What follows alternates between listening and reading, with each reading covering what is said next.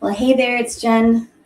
And Elka, welcome back to the Jen and Elka show, where we are so happy to speak about the print on demand companies that we love working with, and that you will learn about marketing and strategy that has helped us create a long term, sustainable, profitable business using print on demand.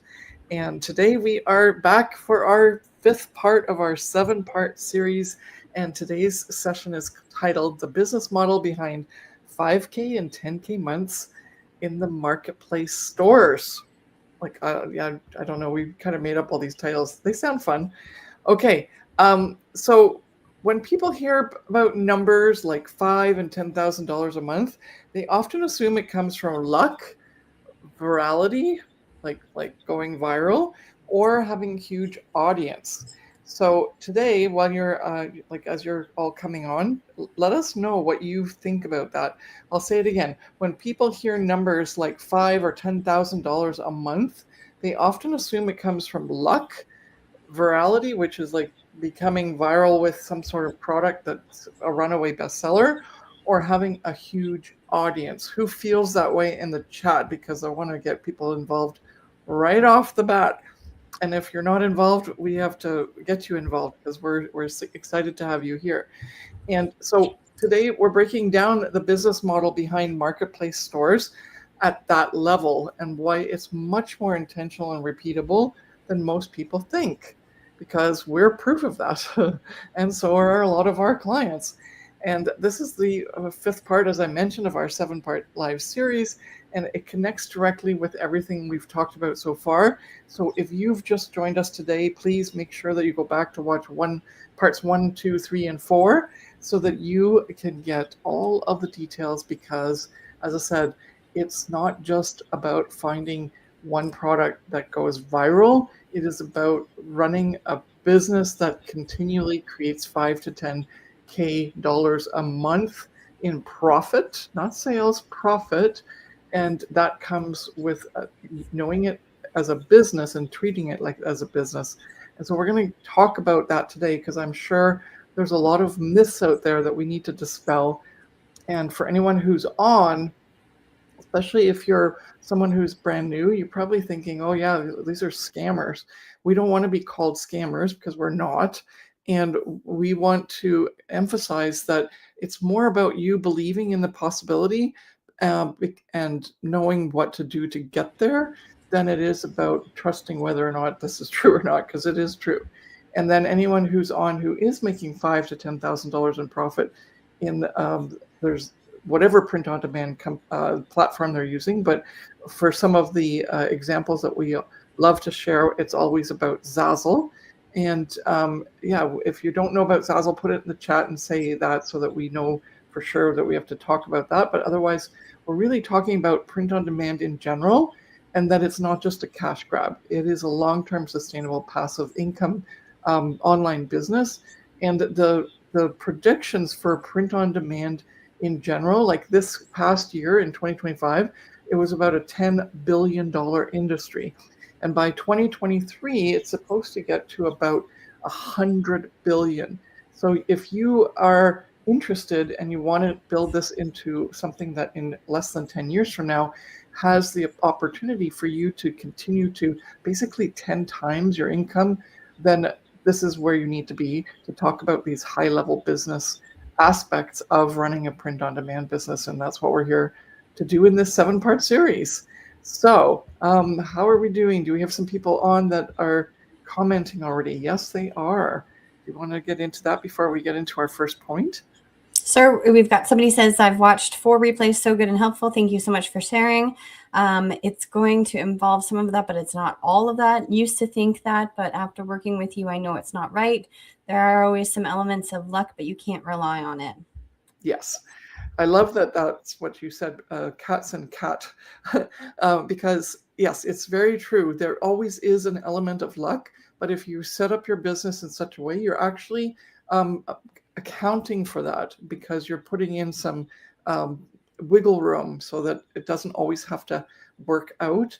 And instead you plan ahead and take extra actions so that some things are assumed to fail and others will not fail and move forward and actually become successful. And then all in all, it looks like you're running a successful business, but you've had wins and you've had fails, but you've had more wins than fails, right?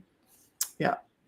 Okay. And I'm new to Zazzle, but I'm super interested in learning more. Love that you treat this as a business and not a side hustle. I love that. That's exactly what, yes, you've got the first piece. And once people realize that, and like, obviously you've already said that you love that.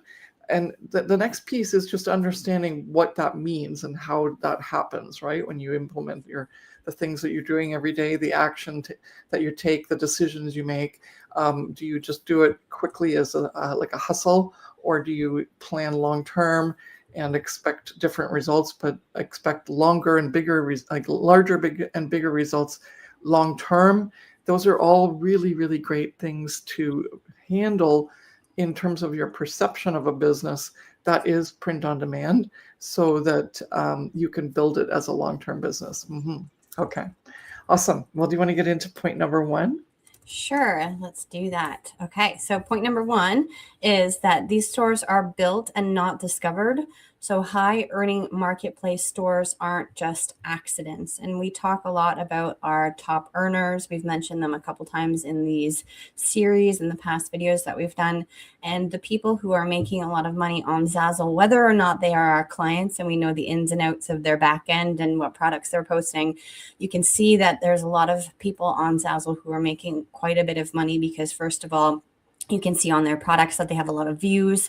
They're sometimes on the bestsellers list. And those people weren't just making money by accident because they randomly put up a product, right? And we've talked a lot about intentional products in the last couple of days as well. And it means that these people have done the research in order to actually make their structure of their store proper, their brand proper, and also posting products for sale that they've done the research to figure out if somebody actually wants that product, if it's in demand, right? And they are designed intentionally from the beginning, from the beginning, right? And whether or not be that they were brand new on Zazzle and some people came into our community and our courses and they started out from scratch or from zero, or some people who are making a lot of money on Zazzle right now, who are our clients, they were on Zazzle prior to coming into our courses and they were really, really struggling because they didn't have a proper framework. And once they realized that they had to be intentional about learning what to post for sale, that's where they started making money, right? And so growth comes from structure and not just surprises. You might have a one-off product that is all of a sudden a bestseller and you're like, I'm not too sure how that happened and why that happened. That's where the luck comes in, and that's really lucky of you to have a product like that. But most people who are making quite a bit of money on Zazzle, and this title of our video is 5 to 10K Zazzle stores or marketplace stores, whether we're talking about print on demand in general, those people are making that amount of money because they didn't just randomly post a product for sale and they did the research. Yes. And who can relate to that? And who can also just go like, oh, but that's what I thought I was doing, and yet it's still not working. Who can relate to that? Because if you're not there yet, it feels like an unattainable or unachievable place that these other people are, and you go like, oh, I just wish I knew what it was. And then the next thing that always happens is like, could you just share with us the stores of those people so that we can see what they're doing? And that is obviously a natural question to ask, but it's also giving you that false sense that it has to be external, not internal, as to who you believe as to who is possible to able to do this, right? I'm tripping over my words because I want to not upset anyone, but the idea here is that the solution is not to look at someone else's store. The solution is to look at what you can offer and marry it up with what's currently trending on the Zazzle marketplace in terms of bigger niches that you can go and compete in. And we're not talking about trends like that something's going to happen now that won't happen ever again next year. We're talking about the products that are constantly available on Zazzle in certain areas like business or occasions and stationery or home decor. And like, even when you look on the Zazzle marketplace, you see all those. But then you don't realize that's a clue as to where you could step in as a Sazzle seller in order to be able to just say, okay, well, look at the designs that are being sold there, and you're not supposed to copy, but you're supposed to say, okay, I just did a baby shower invitation for my, sister, and I actually understand why some of these designs are not as good as others. And I could also add something to this, because when I went through this, I actually had issues because I didn't have exactly what I wanted in order to make my sister's baby shower amazing. And then that's where you already have the intel so that you can jump on that particular niche, for example, and try to contribute in a way that's going to resonate with other people that are also in the same boat, so that those customers go like, wow, she really gets me, and I'm going to buy from her because actually she has exactly what I'm looking for. Okay, so when people come into this, they're looking at it from, I need to make money, but instead you have to switch it to, I have to serve the customer, because then that customer will be so happy to pay for the value that I've given them. Okay, and that's the huge shift that you have to make. And part of that shift is that you believe that you have value to give, and you do. It's just you don't believe it because you're desperately trying to make money right now. and maybe you failed already to some degree, and you're just not sure what to do. And instead of going like, oh, well, I just chose something that didn't meet the mark, we instead go right to, well, I must not be a good designer, or I'm not cut out to make this money, or all, like, who resonates with any of these sort of thought patterns? Because as much as we're here to talk about a dollar value per month, the biggest issue for all of our clients that we've ever coached while we're doing this, and even with us when we were starting out, we had never envisioned that we could consistently make somewhere between $5,000 to $10,000 in profit a month, US dollars, and it's even better in Canadian because the exchange rate's always lower for us in Canadian. So, but getting paid in US dollars is really nice because it adds to our amount that we earn. And yeah, we never expected that because, and when we were first not doing as well, we had these exact same feelings that you might be feeling right now. So Vivian says, I do. And that's it? No one else is feeling that way? Okay, I can move on to point number 2. Or are there going to be some more comments in the chat? Because this is really important.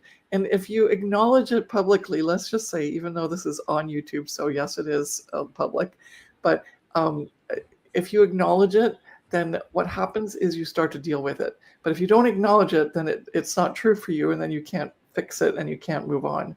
Okay, so Me Too says, yes, okay, CG Penna 13, awesome. Okay, awesome, at least we have one more that's a converted person. All right, point number 2, income grows in layers, not leaps.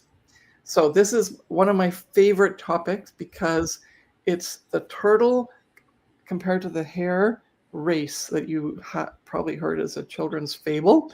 And it's exactly that. It's the slow, steady building layers upon layers and not racing to the finish line by not even touching the ground and just leaping forward to see if you can get further than the other person. Most people expect income to jump suddenly. And in reality, scalable stores grow in layers, and each layer builds on the last. So if you jump, you aren't building the layers on which to grow and step on to get to the next layer that's higher up, okay?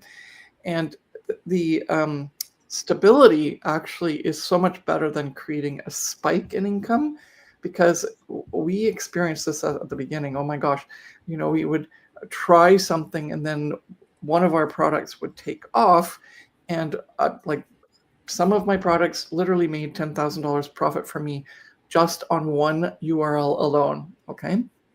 And I'm going like, it's going to keep doing that. It's going to keep doing that. And I'm so excited. And as the profits were coming in, like I didn't know it was going to end at 10,000, right? I just kept seeing more and more money. And it happened over maybe about 3 to 4 months where it really started to take off. And I had like 5 to 10 sales a day on the same product.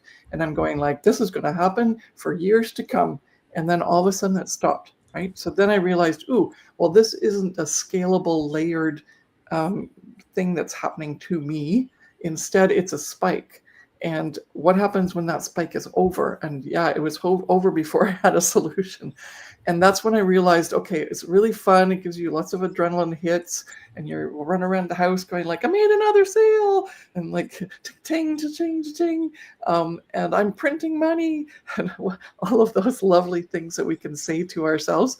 And then all of a sudden it goes like, hasn't sold in a week, and it hasn't sold in a month, and you go like, well, what should I have done? Because now it's gone. That's all. That's finished, and it's the layered approach that's going to give you that chance to not just run around the house celebrating, but instead realize, okay, if I've built my business properly, then when something like that takes off, there are steps and processes and structure on what to do next so that you can capitalize on this. And this wonderful word that we always use called leverage comes into play, where you're not only enjoying the sales of that one product, but you're going to leverage those sales during the time that it's popular, so that you can even take things, and I don't want to like give it away, but there's then maybe other products that you make that also ride that wave. And then you've built a beautiful large inventory around matching products, similar products, understanding why that design sold, so that possibly you can employ that same technique on something else. And all of these lovely layers that you're layering on that one bestseller then become the scalable part of your business. It's not that big leap that you made where you made a ton of money in one product, but it's the fact that you built your business knowing the knowledge of that one seller, and building around that one seller, but then also giving yourself the ability to grow your business so that it's sustainable and repeatable, so you don't just have one bestseller like that one card, like thing that I was talking about. And I actually did that. That's one of the reasons why we're teaching it, is because this has been our lives on the Zazzle platform and our experience for the last 15 years. We've literally done this and constantly been able to provide that kind of income and results from those initial spiked leaps of and bounds. And then we realized, if you don't want to get like heart attacks every time your one product stops selling, then you build that up in layers rather than always just trying for a leap. Okay. And made by Anna Matilda says, does this happen often in season-based products like Christmas? Well, that's the thing. I'm talking about evergreen products that sell all year long. And yes, it does still happen with seasonal, but we don't teach that you focus and build your business on seasonal products. That's the worst thing you could possibly do. You've got to be able to have your business running and have these types of huge sales with products that are not seasonal, because the seasonal can come and go. And we've experienced that too. And that's why we also do that in terms of teaching evergreen rather than seasonal. Seasonal is like vacation money. Mm-hmm.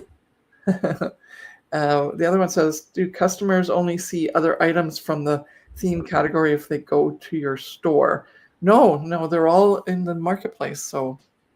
But there's various ways that you can market your products together, like using collections and doing things on Pinterest or a blog or whatever to help people see your other products.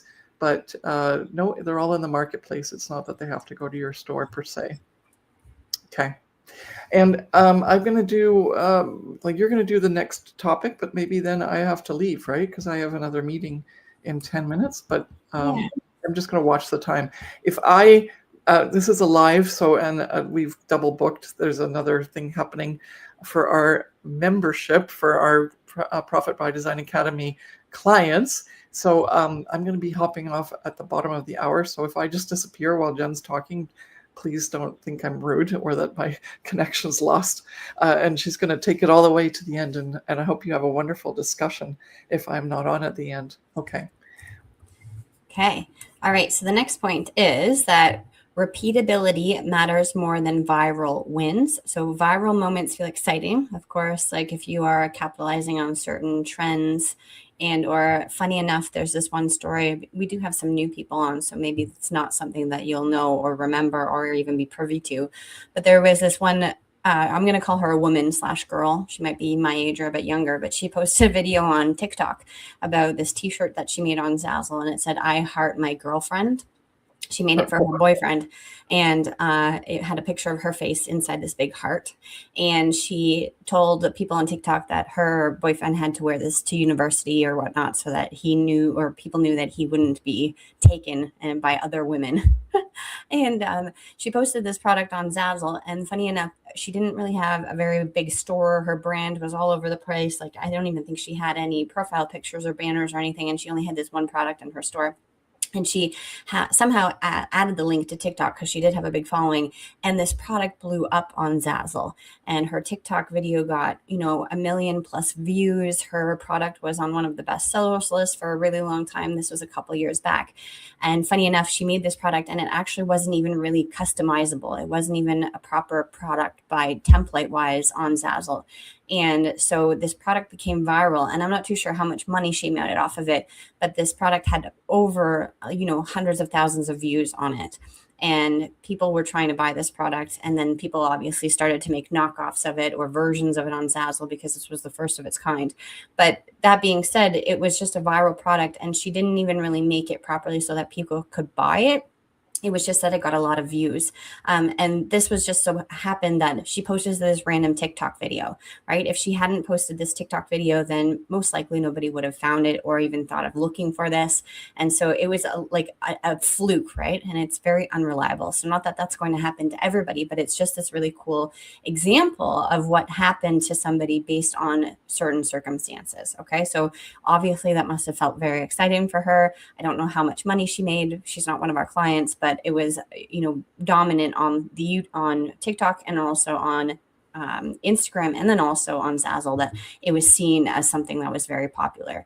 All right. But that's just a one-off thing, right? What really matters is knowing why something works and being able to replicate it, and or understanding why something is working and how you can actually capitalize that and make, whether it be matching products or put it in a proper collection and or promote it properly and efficiently, or make different versions and variations of that. And we spoke about that in some of our other videos, where if you have a product that's working for you already, why is it working, and how can you take the information from that product, the statistics, the analytics, and translate that into something else that could potentially be very similar, or a matching product, or a grouping of products, or even the concept of it, right? It doesn't have to be the same design. It could be thinking outside the box, saying, this is a product that's working for me.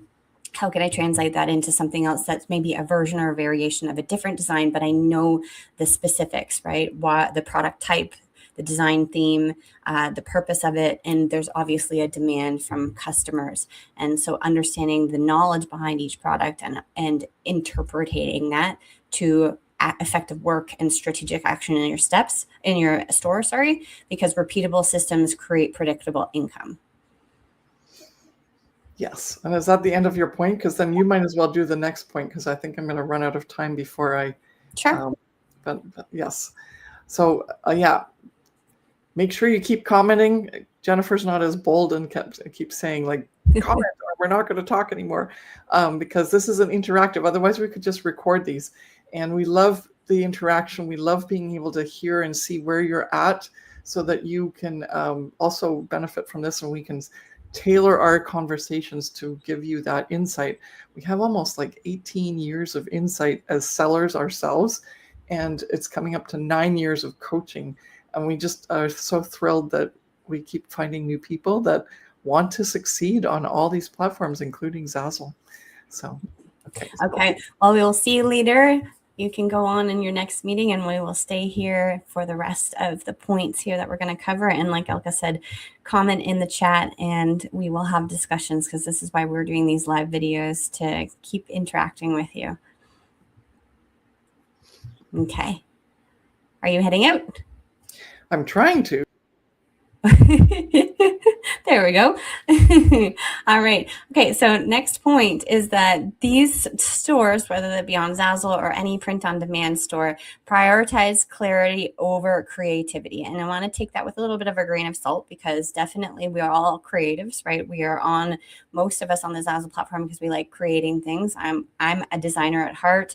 I didn't do graphic design before, but I was physically making jewelry and clothing, and I was studying fashion. And so I'm a very creative person, and so is Elka. She did watercolor and painting, oil painting, acrylic, all the things under the sun. So we have those creative bones in our body. However, we want to make sure that the creativity doesn't overpower the sense of clarity that we need and the sense of direction that we need, right? Creativity still matters, but clarity matters more. Knowing what is selling and why things are selling, and understanding your perfect customer and or your perfect avatar. That's why we talk about niche all the time. We talk about perfect customer, because if you're just being creative, like myself and Elka were at the beginning of our Zazzle journey, starting out in our Zazzle stores, was that we just had fun designing whatever we liked. And unfortunately, that always doesn't translate into income. It might translate into fun time spent, but is it actually something that people are going to buy? And unfortunately, if you are a designer by like graphic design, then maybe you have a little bit more of insight on in terms of like computers and how that works with the designs that are popular. But if you're an artist, like a watercolor artist or a photographer, it's a little bit harder to translate those things that you take passion into having other people also take passion into it. And we've seen that a lot with some of our clients who have predominantly started out their Zazzle business by doing photography and also their own artwork. You have to take out your artist ego and say, is this something that actually somebody will want to buy? And is it something that is going to sell, right? And Coastal Creative says she's going to elevate with Elka too. So yes, you can definitely sell your artwork on Zazzle and be creative, but make sure that you have that clarity associated with it as well, because clear positioning makes it easier for buyers to say yes. And confusion kills the conversation, and confusion kills the way that people will interact with you in your Zazzle store, right? And I know that Zazzle is changing and shifting the platform in terms of what's being sold and what's popular. There's still room for creativity, obviously, but you have to be creative in the sense of understanding the marketplace and how that creativity can turn into potential income. Does anybody resonate with that? Whoever's online with me. I'm going to wait for a second. So I know that a lot of people use photography in their own artwork in certain designs, but it's a bit harder. And we do teach people how to do that. But we know that it is something of importance to understand the clientele that you are catering to. And we've got lots of people saying yes, yes, yes, obviously, absolutely. Okay, wonderful. Yep, great. We've got lots of people interacting now. Amazing. Okay, so I definitely agree with that, because at the beginning of my Zazzle career, I was obviously still in school. I was in, getting out of high school, transitioning into university, and I actually uploaded some of my high school grade 12 art projects. They were sketches of, and I randomly decided to do a sketch of a frog. And it's still actually available on the Zazzle platform in one of my main stores that I have hidden since then. And it's not really accessible. And then I tried to do graphic design, but it was like this old school clip art design that was really, really horrible. There's a picture of a duck and it says the word quack next to it. I don't know what I was thinking. But see, I was just having fun and being creative. My design skills have definitely up leveled since then. But at the beginning, it was more so that was the focus of what I wanted to post for sale, because I had no idea what the intention of was for my designs. And I wasn't really doing the research. Plus, the Zazzle platform has changed since then, since 2008. You know, the artwork and things that are available are a lot more in depth and definitely a lot more professional than what was posted for sale back then. But you still have to think about that. Okay. All right, coming on to point number 5 is focused product ecosystems outperform scattered stores. And product ecosystems being the collection of your product organization in categories and collections, and focusing on that they are focused, right? And making sure that they are structured properly rather than scattered ones. And this in relation to people who have been on the Zazzle platform for a really long time, coming back to one of our videos that we did where we said, I think it was actually yesterday, sorry, more products equals more sales. And that's not true, right? You don't want to have all the niches and all the product types and all of the designs and all the things, because it just becomes scattered. And I kind of equivalent it to like a really, random dollar store, convenience store that has everything. There's one actually across the street from my house. They're wonderful people, but it's a convenience store on the highway. And because we're in a rural area, they literally have everything. And it's overwhelming because it's, from lottery tickets to, to beverages, sort of like pop drinks and soft drinks, to onions and apples, to fireworks, to earrings, to fishing wear, to, paper plates and napkins, to cleaning solutions and supplies. And you walk in and it's so overwhelming, and all the shelves are stacked from top to bottom, and you don't even know what to find. I'm sure half of the stuff in there is expired because there's so much stuff in there that they probably don't go in and clean out their inventory every day. And as I said, they're wonderful people. If there's ever an emergency, because we're in a rural area, you could probably find, up to I was offered squid jigs the other day, like to go squid fishing. And I'm like, I don't need that. Why would you even have that at the convenience store? So if you're doing that, right, and offering everything, it just becomes overwhelming. I actually don't even really like going in that store because it's just too much stuff to even think about or to see. It's not structured and it's not easily accessible. Like if I were to actually want to find something in that store, it's very hard. Okay. And so focused stores outperform the scattered ones. And although people most likely will find your products on Zazzle by searching for whatever they're looking for, if they actually end up going to your store or wanting to find more about your brand, and or finding a product, let's say that they landed on one of your products and they wanted to look at a collection of products that's in that collection. If your collection isn't organized and focused and it's all very random as well, then it's overwhelming and they might shy away from buying from you because it reflects on your brand and reflects on your store.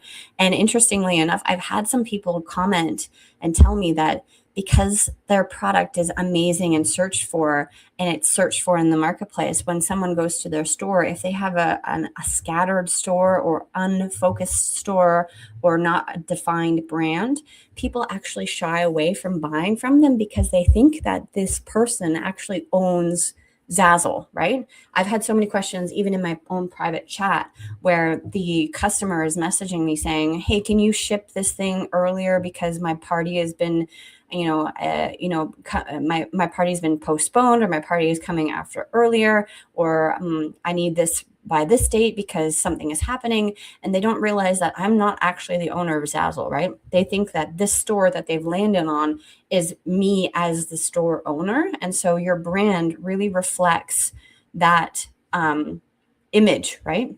Just give me a second. I'm going to turn off my heat. It's very warm in here. Ooh, there we go. So understanding that your brand and also the organization of your store is extremely important when it comes to selling on Zazzle. Okay. Let's just see here quickly. Guilty of doing this, but once I signed up for coaching with Jen and Elka, I focused. Awesome. I have one of those stores. Sometimes imagine my store as a physical to help me see if it's cohesive. Yes, that's a good idea. Definitely. We've got yes, and you might cover this, but does researching what items sell, like you're talking about, does that include on platform research or researching outside of Zazzle too? Well, it's very different on Zazzle versus, let's say, on Etsy or on like Shopify, Printful, all those places. It's best to do your research first on the Zazzle platform, because Zazzle clients or customers who come to Zazzle are a different person than the person who would go to Etsy. And Zazzle customers are different than a person that would go to Vistaprint or would go to Printful, etc. And so Zazzle's done its market research and understands what products to promote on a homepage, what products to promote in their newsletter, what products to promote on their landing pages. And so doing the research on Zazzle is your first priority. Secondly, then obviously we just released a video, and it's coming out actually this weekend on YouTube, where we did a summary of certain trends that are happening throughout the entire year.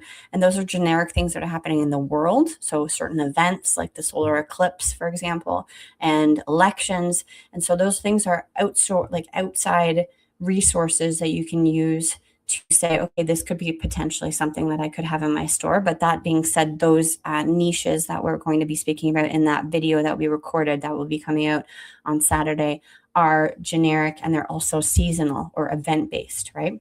And so doing your research on Zazzle for those evergreen products is very important. Okay. We've got categories and collections means events that products are related as Christmas, Valentine's, or to the purpose of the product. For example, pets, pet owners, for pet lovers. Okay. So we've got collections. There's different types of collections, and unfortunately, I can't dive deep into that right now because that's not the topic of this video. But collections could be a collection of a browser collection, which we call it, which means that you have a selection of products that have a certain theme to them. So for example, if I'm interested in playing pickleball, but I don't know what pickleball paddle I want, then you could create a collection of pickleball paddles with different designs on them that are still similar, right? You're not going to have, let's say, a very dark gothic design and then have a very cutesy glittery design on pickleball paddles, two different paddles, and put them in the same collection. So you would have, let's call it a retro themed pickleball collection. That means if I like retro and I like pickleball, then I'm going to go and browse through these groupings of pickleball paddles. Okay, then the other version, and that's just, let's say, in association with a product type, but there are browser collections of other things as well. It could be just one product type, or it could be multiple product types based on, let's say, sports related equipment, or if it's all to do with home decor accessories. Right? There's multiple different types of collections. The next collection is called a buyer collection, which means that somebody is already more or less committed to buying something, and you're giving them matching accessories to that so that they have more to their order rather than just buying one product. So I like to associate it with the easiest one is a wedding collection, because then you have the wedding invitation, you have the RSVP, you have a sticker, you have the envelope, you have the menu, and that's just the stationary things. And then you can go into the decor options for the wedding party and ceremony, etc. So there is some research that you need to do for collections. Elke and I obviously teach a lot about collections in our course, in our Profit by Design Academy, but unfortunately I can't just give you one big answer right now because they're all very different depending on what products we're talking about and what designs we're talking about. Okay. All right. The last point that I have here is that the owner thinks like a business builder and not like a seller. And this is a big one too, because we always call ourselves Zazzle sellers, but we do like to refer to ourselves as Zazzle business owners, and a business owner, not just a hobbyist or not just a designer. And I use the word just, which is so funny because I've heard a lot of people say that. So coming back to like the word and the verbiage that I say is like, we're not just Zazzle designers. Excuse me, I hit the mic.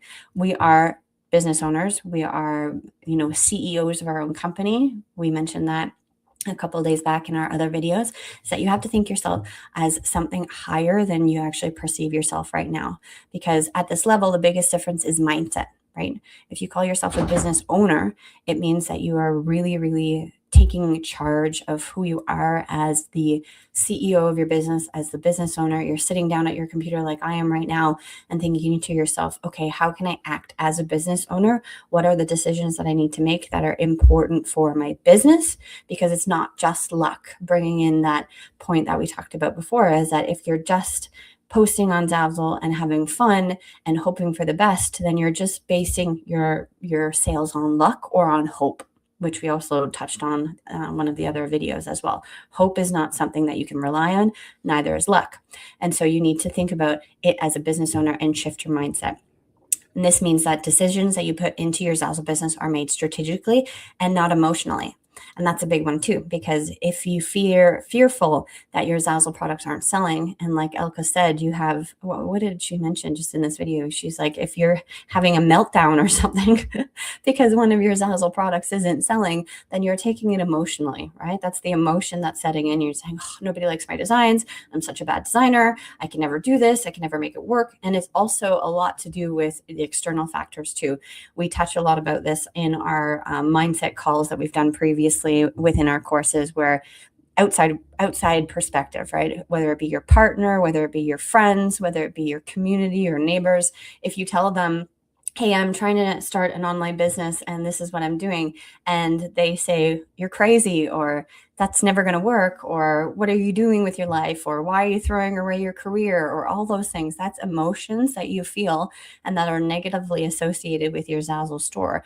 And so same sort of deal is that if you are seeing the reflection of that you're not selling, or that one of your products stopped selling, or that something happened, I don't know, whatever negative thing in your Zazzle store happened to you, then you're taking that emotionally, and you have to understand how to take it as a business owner and understand, okay, well, something's happening, something is going on. How can I fix this?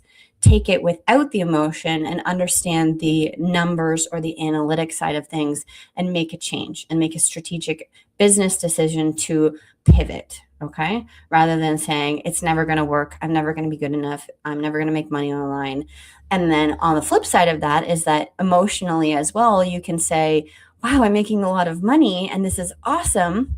And your store is making a lot of money. And then as a business owner, you might not think, hey, I need to keep this momentum going and I need to understand why things are selling and why I am successful. A lot of people just let it ride, right? And they're like, hey, it's working. This is awesome. Okay, on to the next thing. But if you lose track of even the things that are working, then unfortunately, sometimes they slide and they go away or they stop working. And you can't just take success as, okay, everything's fine, right? And I've seen that with so many of my clients where there's one product that's a runaway bestseller. And there's this one lady that I worked with as a private coaching client, and she had this baby shower invitation that was making her a big chunk of money every month, like upwards of almost $4,000 a month. And she said to us, she was like, well, it's working, right? And I don't need to worry about it because I'm still making money on this product. Well, unfortunately, if that product stops selling, then she's not making any more money because that was the predominantly the only product that was selling in her store. And although it was making her a lot of money, if that stopped selling or if that didn't become a trend anymore, then there would be nothing else working for her. And so we had to teach her and coach her, hey, even though you're seeing success right now and it's amazing and we can still capitalize on this, it's not that it's going to work forever. And we have to make sure that you have extra income coming in that's not solely based on this one successful thing. Okay. All right. And lastly, that shift changes everything. That's my closing statement for that point. I was reading all the comments in here. Wonderful. Okay. Can you just give us a design trend that you think will hit hard this year? Well, design trends, we've talked, there's a YouTube video or series of YouTube videos that are coming out, and I don't want to repeat myself, but we dove deep into the wedding design or the wedding guide on Zazzle. So if you want to look that up, there is a wedding guide on Zazzle, but we've done multiple videos on that talking about what design themes and trends focus on for weddings. It really, really depends on your niche and where you're trying to focus on, whether that be graduation, whether that be weddings, baby shower, whether that be the political aspect of everything that's happening this year, whether that be design trends for Christmas coming up. So I can't just give you okay, the color green is in. It's not that easy. You have to have more of a specific thing that you want to focus on. So watch out for those YouTube videos. I highly recommend that if you aren't in the wedding market, that you definitely do some research to get into the wedding market, because the wedding market is super lucrative on Zazzle. And there are certain themes that are following through with last year, which was the handwritten whimsical design, so handwritten script and then the handwritten graphics, and then also the cottagecore. And then there is this new sort of theme with more so like the Bridgerton feel, so the vintage ivory lace and that intricate sort of trellis look, and also the blue china. I can't remember exactly what it's called now, the toile or the like coquette sort of thing, but it's the blue china pattern, especially for weddings. Coming up after that, graduation, sort of the retro theme was big last year. I like to think, though, in terms of trends, those are things that you can definitely make quite a bit of money on if they're popular, but you also have to think about evergreen as well and how you can make a product that is within those seasonal things like weddings or graduation or, holidays that can consistently sell year after year. And it's something that is very basic, but also modern, let's call it that, and also adheres to the generic public, right? Because if I don't like the color pink, and pink is trending this year, then unfortunately you're cutting out a certain portion of people who are picking this color pink that's, a hot pink or hot red. And if those people don't like that color, or your avatar doesn't like that color, then unfortunately you're not being able to speak to the generic public. So there is a balance of what trends are and how you can utilize those trends and capitalize on them. But then at the same point in time, doing your research for evergreen products and making those products that are generic so that you can sell to a greater population. Okay. All right.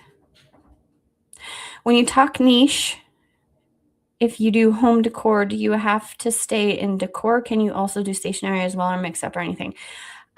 Yes. Okay. So for example, I always recommend to my clients, start out with one main niche, and that being whatever it may be. But niche can also be a type of style. Okay. So for example, I have in my store, I started out with weddings, but then I've branched off into decorations and home decor. But decorations are more or less associated with the wedding niche, but I'm still designing on those home decor products, but they are associated with my theme. Okay. I've also then gone into, let's say, because my avatar is getting married, that was where it became from. Then potentially they'll maybe move home because they are getting married, and then they're hooking up with their partner and they're buying a house together. Second thing is that maybe they're going to plan to have a baby. And so I've moved into baby shower. And of course, wedding comes with bachelorette and bachelor themed parties.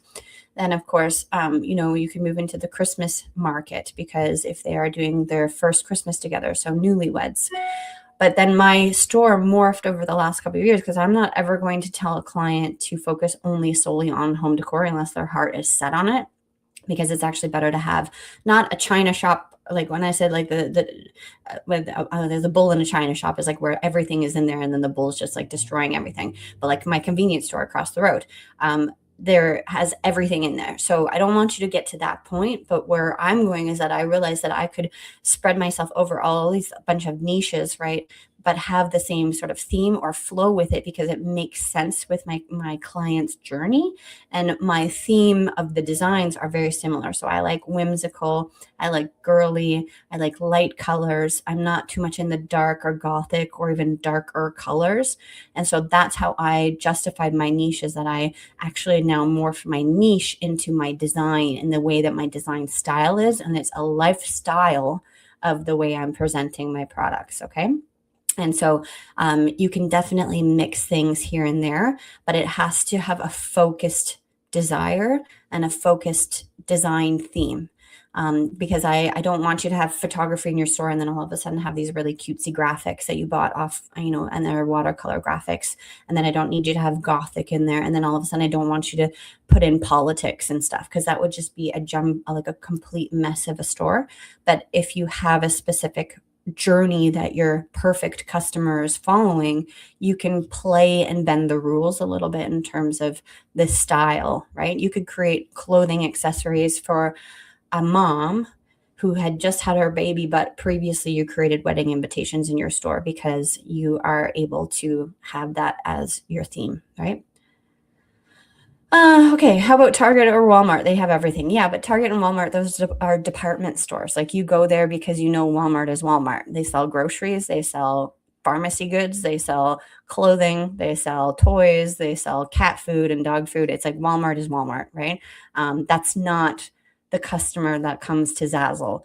The Zazzle customer is somebody who wants something that's customized, and it's a personal item, and it's something for probably a special event or occasion, right? The person who goes to Walmart could be a person that comes to Zazzle, but the person who goes to Walmart is the Walmart customer, right? They know that it's a one-stop shop, and maybe they're pressed for time. They're shopping on a weekend because they're working 9 to 5. They just need to go and get their groceries, go and get their gifts for Christmas, go and get everything. So like it's you're comparing apples and oranges at this point in time. It's completely different. It's a department store versus an online, I call it like a boutique shop, where you are a designer and you're curating products that are meant for a Zazzle customer. And you can definitely create and do business cards, and you can do, tote bags and yoga mats and all of those things. But I would have it as a cohesive look because you're not just providing everything for everyone, because unfortunately you're just going to be wasting your time. So you have to do your research. I mean, there are shops on Zazzle that sell Gothic related items, and they do sell, right? But that's a different customer who's going to buy a Gothic related wedding invitation versus a non-Gothic wedding invitation that has florals and roses and glitter and pink and purple. Okay, so there's two different things there. And of course, it takes time, and it's your own journey of doing your research.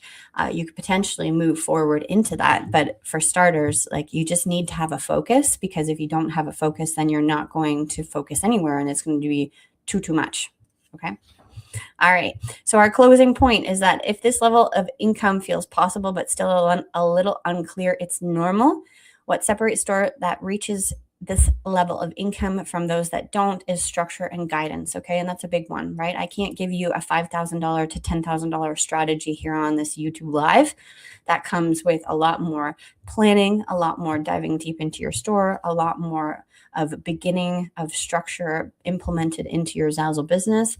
That's why we offer our Profit by Design Academy, why we teach and mentor our clients and have them put in a base level of products in their store and do the research first. And it's not just about posting products for sale. In our Profit by Design Academy, we get you to research your perfect customer. We get you to research your brand. We get you to research your niche, understand what product types are in your niche, what design styles and themes are in your niche, your design skill sets. And if you're able to, design at that level and be comparable. And so each and every single one of you who are asking questions like, what's the biggest design trend? What products can I post for sale? It's so much larger than that. It's not just about asking that one question. It's about really doing the research and getting the help that you need.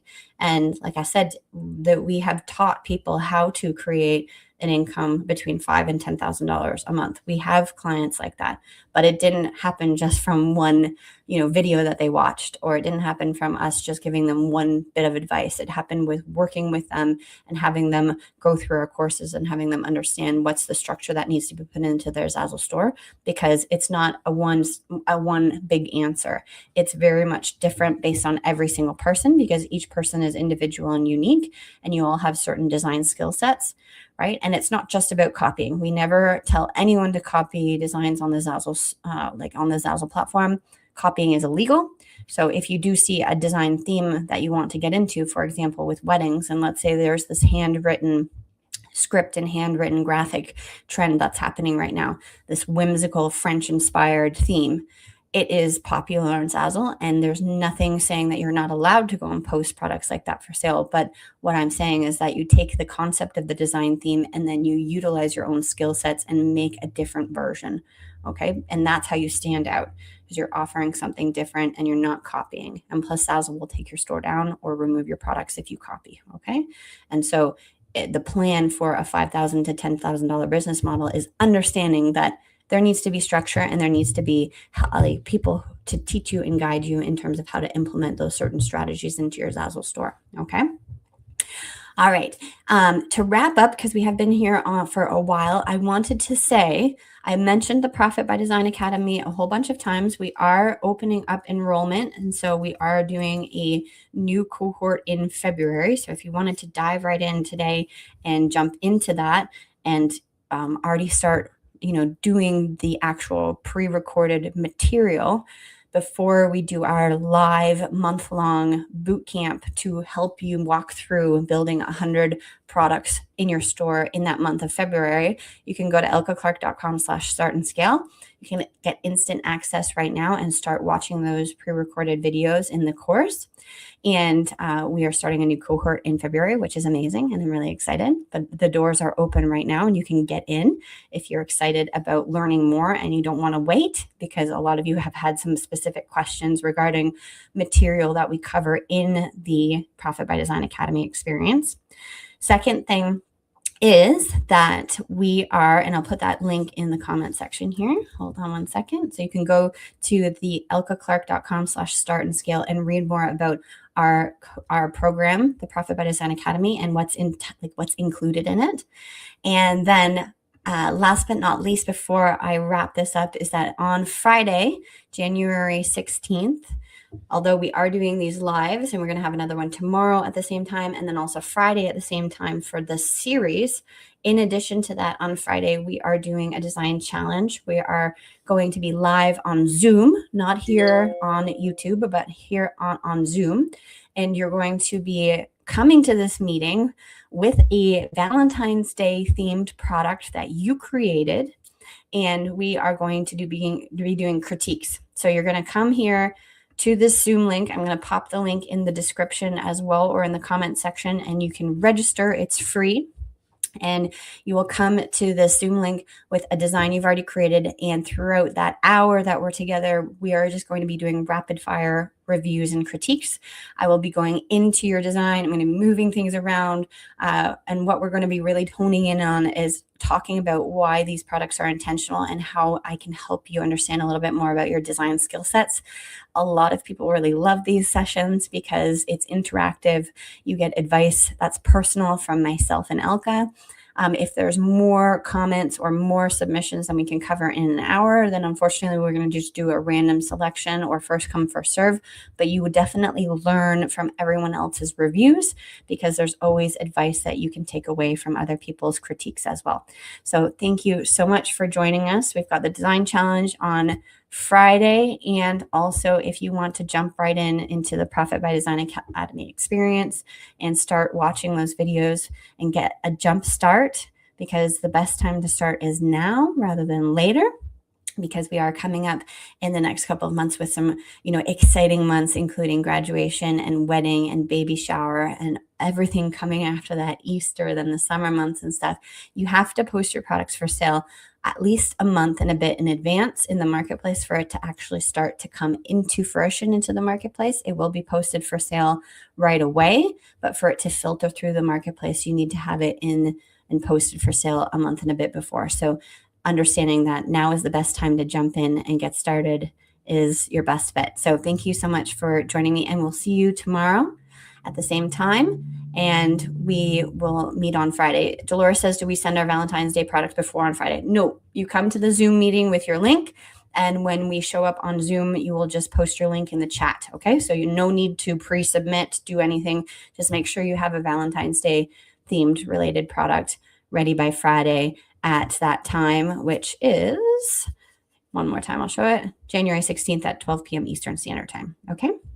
All right, we will see everyone there. Thank you so much for joining. And if you have any questions about the Profit by Design Academy experience, please let me know. We are here to answer any questions that you might have. All right, bye.